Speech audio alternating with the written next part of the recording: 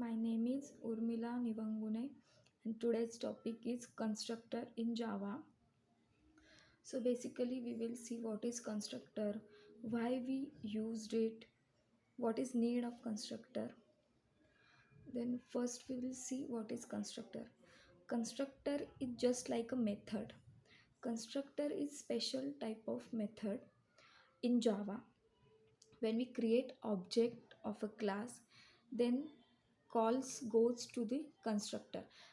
A Java constructor is a special method that is and that method is called when we create object or instantiate the object. Constructor in Java is a block of code similar to the method, and it is used to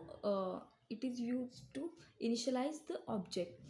Then there are two types of constructor in Java. First one is default constructor and second one is parameterized constructor.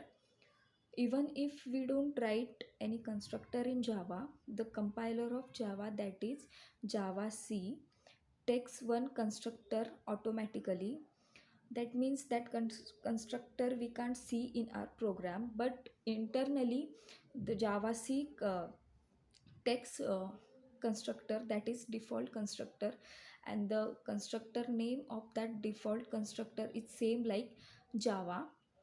Then we'll see how to write or define a constructor, or we can or rules for defining a constructor. First one is constructor name and class name must be same. Second one is constructor must have no explicit return type, just like integer, float, etc. We cannot give any return type to the constructor. Then constructor cannot be abstract, final, or static.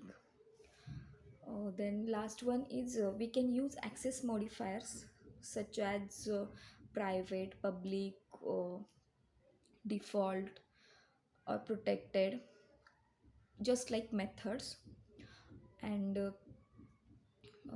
but when we write any access modifier before the constructor, then it will it will be affect on the creation of object. That means we cannot create object of class for private for private or protected uh, outside the that specific class. Then we'll see types of constructors. First one is default constructor. when we don't write any when we don't write any parameters to the constructor, then that means in parenthesis we don't write anything, then it is called as default constructor. And default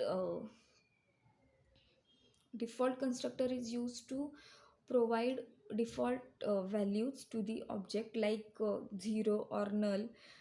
That means when we don't give any parameters to the constructor, by default it gives us 0 or null values, and that 0 or null values are depends upon the type. Then second one is parameterized constructor. Constructor which has one or more parameters in the parenthesis, that then it is called as parameterized constructor. And parameterized constructor is used to provide different values to the distinct object. In Java, constructor is just like a method but without return type. It can and constructor also can be overloaded like methods, and we can achieve constructor overloading by giving different kind of parameters to each constructor. And we can create more constructor in a single class, by but we have to differentiate those constructors, and each constructor performs different tasks in Java. uh, by For achieving constructor overloading, uh, we have to uh, we have to give different kind of parameters to them.